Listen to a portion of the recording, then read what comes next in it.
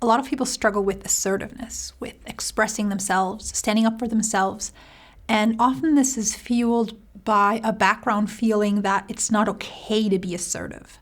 In this video, I explain where that conflicting feeling comes from and why and how you can let go of it. So stay tuned.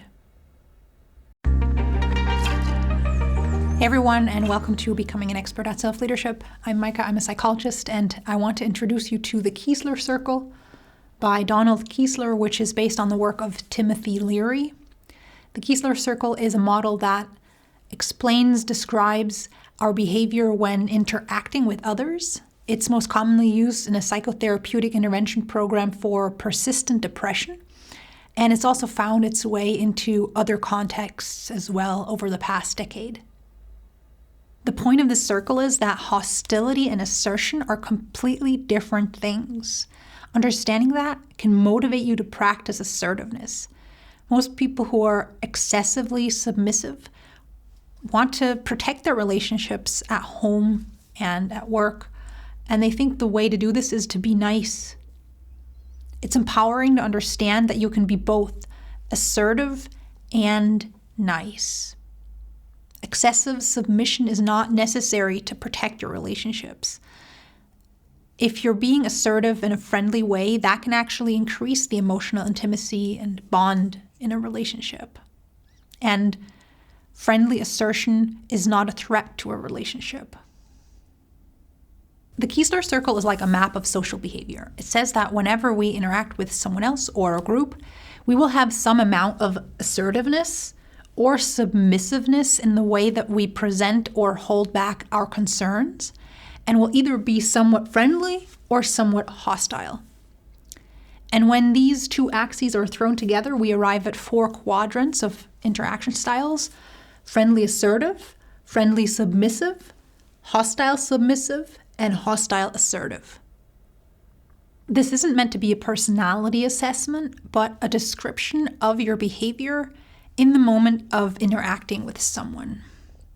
We can all learn to act in any of these ways: friendly assertive, friendly submissive, hostile submissive, hostile assertive.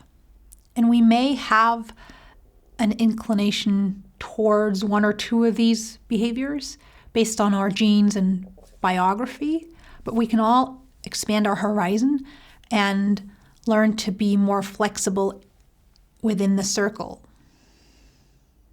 People who go through some form of persistent depression are often stuck in this lower half of the circle. They're excessively submissive, and they can turn their mental health around when they acquire the skills of the upper right quadrant, friendly assertion. That's why this circle is a key component of therapy for persistent depression. So far, so good. We can act in these 4 different ways. The interesting thing about this circle is that it also makes predictions about the most likely response that we will evoke in the other person, depending on how we approach them. This circle predicts that if you're friendly to someone, they will most likely return your friendliness. If you're hostile, cold, or distant, they will most likely respond with the same level of hostility or distance. On this dimension, you inspire the same kind of response that you put into the interaction. On the other axis, though, it is the opposite. Assertive behavior evokes a submissive response in the other person, and submissive demeanor evokes an assertive response. So if, for example, you're only quiet in a meeting, you don't say anything, you are handing over the stage of that meeting to the other people in the room. If you take the initiative and make a suggestion, it's more likely the others will respond submissively and say, "Hey, that's a great idea, let's do that." If you're passive aggressive and rebel against someone's dominance behind their back by tricking and maybe cheating a little bit when they're not looking, that will evoke hostile assertiveness in them. They'll become even more stubborn and difficult to negotiate with. If you're discussing what to do at your next get-together with friends or family, and you say things like, "I don't know, what do you think? I'm fine either way," you're prompting a dominant or assertive response in them, which would be for them to make the decision what you'll do, when, and for how long. If you express your ideas, needs, and wants, it's more likely that they'll be considered by the other person, and then you can both integrate them into your plans. These predictions of how others will respond are, of course, not guarantees, but they're estimates of likelihoods of what is most likely in most situations with most people. And the recommendation of the Kiesler circle is to be able to move around in the circle flexibly so you can adapt your behavior to your specific goal in a specific situation. Healthy relationships at work, with your family and friends, have room for both sides. They have room for your assertiveness and authenticity.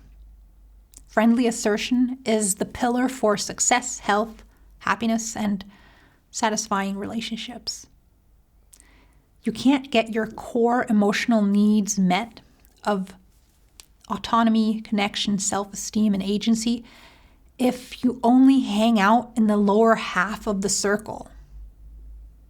At first, it'll probably feel scary and new to practice friendly assertion, but it also feels good right from the beginning, even if it's just a little spark. So pay attention to that positive spark, the positive sensations that you notice in your body, the positive emotions that go along with even just small successes in friendly assertion.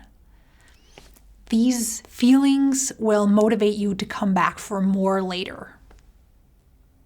Also, make sure that you're actually being assertive in a friendly way.